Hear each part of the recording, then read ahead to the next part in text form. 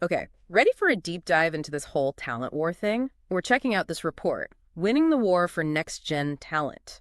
It's wild, like, we've got fewer people joining the workforce in a bunch of countries, right as millennials and Gen Z are coming in, and they've got totally different expectations. So let's bring in our expert speaker to help unpack all this, figure out what makes these generations tick, and how companies can win them over.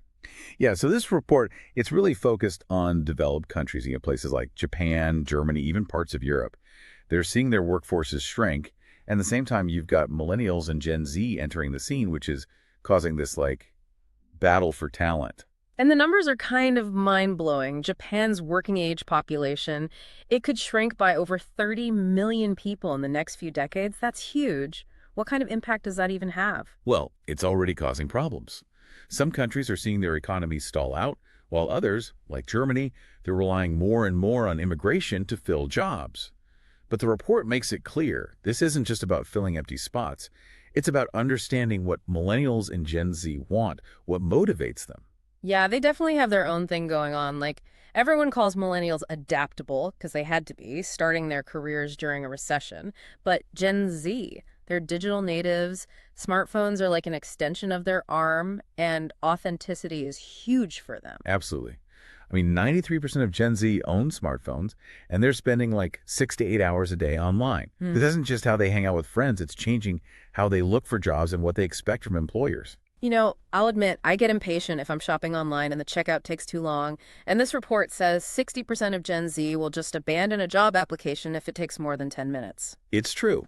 And that's why companies need to seriously rethink those old school recruiting tactics. Forget about those boring job postings.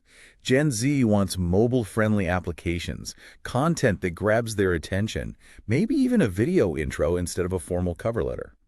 So it's more than just a website refresh then. Companies have to actually keep them engaged once they're hired too, right? Totally. It's all about that cultural fit. Millennials and Gen Z, they want to be mentored, they want to keep learning, and the company's values, those have to resonate with them. Yeah, it makes sense. It's like you can get a date with a good profile pic, but if your values don't match up, that's not going anywhere.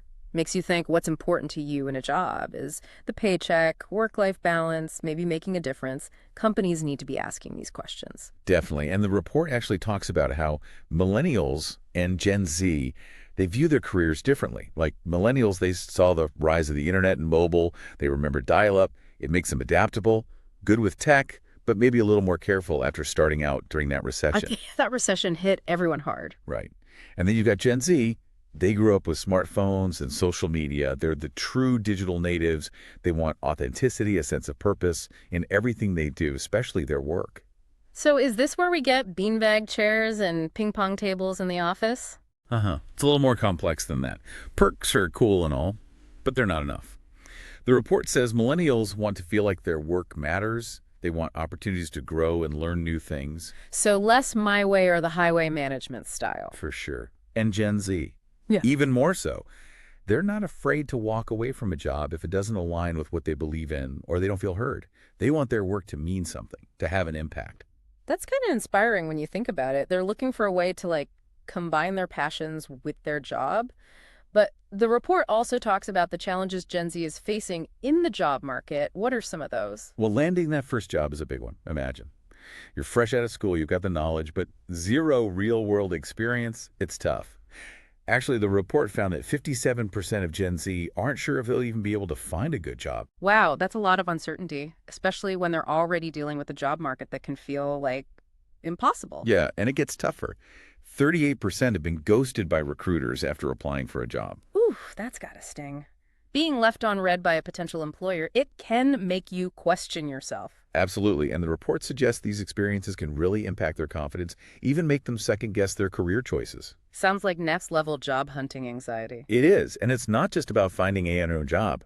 The report found almost half of Gen Z applicants are sending out, get this, over 50 applications before getting their first job. 50 applications? That's crazy. No wonder they're burnt out before they even begin. It's a real problem. Yeah. And to top it off, 40% of Gen Z feel like companies aren't being upfront about salaries and benefits. I think most people want to know they're being paid fairly, no matter how old they are. True, but Gen Z is more likely to speak up about it. They're digital natives, used to having information at their fingertips. They're not afraid to ask the tough questions and demand transparency. Right. They're not just going to accept a vague answer. But how can companies even begin to tackle all of this? The report suggests a pretty bold move. Ditch those old clunky application processes and get with the times. So are we talking TikTok resumes and job postings on Instagram? Well, not quite, although those video resumes are getting popular. It's more about making the application process smooth and user-friendly. Like ordering a pizza. Exactly. No one wants to waste time filling out a million forms just to be considered. Make it easy, make it mobile-friendly, or risk losing out on some great talent. And to help with all of this, the report introduces something called the Next Gen Blueprint. The Next Gen Blueprint sounds kind of like we're building robots or something. Not quite there yet, although AI is definitely becoming a bigger part of all this.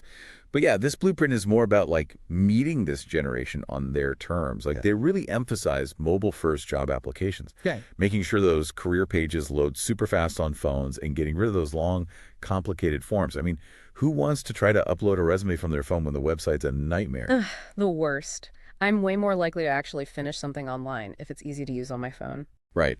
But it goes beyond just the tech itself. It's about using that technology to make the experience more personal, more engaging. So less apply now, more like swipe right on your dream job. Exactly. Like imagine scrolling through your feed and you see a job ad that's actually relevant to you. You tap it and boom, you're in this interactive experience, almost like a game instead of a job application. Okay, now that's something I can get behind. Sounds way less scary and way more fun. So what else is in this blueprint? Communication is key. The report really hammers home how important it is to be upfront and transparent throughout the whole process. No more being left in the dark, wondering if anyone even looked at your application. Instead, imagine getting personalized updates right to your phone, letting you know exactly where you stand. And instead of those stiff formal emails, you're getting quick, friendly messages, maybe even a GIF or two. Gotta speak their language, right? And honestly, who even checks their email that often anymore? Exactly. It's all about making that connection with candidates from the very beginning, making them feel valued. And even if they don't get the job, even sending a personalized rejection, thanking them for their time, maybe offering some helpful feedback, that can make a huge difference. It's about treating them like people, not just resumes in a pile. 100%.